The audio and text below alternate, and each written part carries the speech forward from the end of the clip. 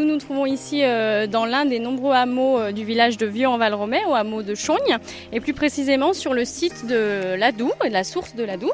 Et cette anfractuosité que vous voyez dans la roche, eh bien, c'est une source calcaire captée donc sous roche, que le trou a été fait par l'homme. C'est la source de l'Adoux et ici on se trouve au niveau de son final, son point de terminaison. Et cette source est captée à l'aide d'un aqueduc qui date des temps romains puisque Vieux-en-Val-Romey a été un important vicus à l'époque romaine.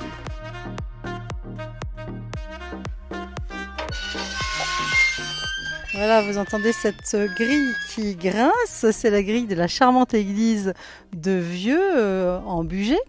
Et oui, c'est donc l'église Notre-Dame de l'Assomption qui reste l'une des rares églises configurées comme elle pouvait l'être auparavant, avec donc le cimetière en ses murs de clôture et donc un clocher caractéristique des églises du Bugey, puisque un clocher en tuf avec des ouvertures pour mieux entendre le son des cloches et puis une girouette au nord du clocher. Alors, si on s'avance, notre œil est attiré par une plaque où il semblerait qu'il y ait des inscriptions romaines. Donc, c'est à droite du porche de l'église et c'est inséré dans le mur. De quoi s'agit-il exactement ? Alors, il s'agit d'une pierre en effet romaine avec une inscription latine. C'est une pierre de remploi qui a été réutilisée ici et c'est celle qui nous permet de mieux comprendre les origines du village, avec notamment le mot vicani, qui donc signifie que Vieux était un vicus, comme nous pouvons en avoir déjà parlé, et Veneto Nimagos, qui était le nom romain du village, donc lieu de marché, puisque c'était également un village très développé pour son marché et ses commerçants. Voilà, nous entrons dans l'église de Vieux. Effectivement, on est dans les tons de pierre, avec des bancs en bois, c'est très dépouillé.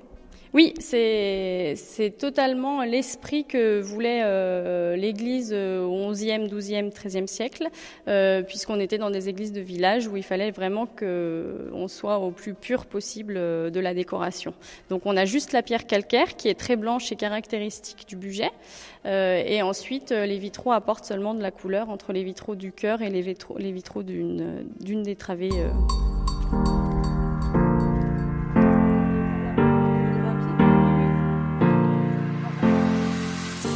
Nous sommes devant la maison d'un illustre personnage, Jean-Anthelme Brillat-Savarin.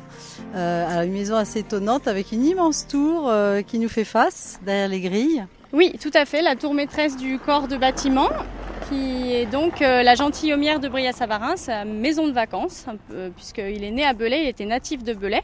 La maison principale était là-bas et il venait passer ses vacances avec sa famille dans cette maison. Il a commencé sa carrière en tant qu'avocat et puis suite à la Révolution française et son exil forcé en Amérique, il est revenu et a refait à nouveau une carrière d'avocat. Il a même pris en grade puisqu'il est devenu juge, mais s'est intéressé beaucoup à la littérature et au domaine artistique, puisque c'est à cette époque-là, donc dans les années 1825, qu'il écrit Physiologie du goût, qui est notamment son œuvre majeure et celle pourquoi on le connaît aujourd'hui. C'est ce pourquoi on connaît le Bugey aussi, le gastronome Jean-Anthelme Brillat-Savarin, et qui est donc toujours encore actuellement célébré toutes les années au mois d'octobre à Belay lors des entretiens.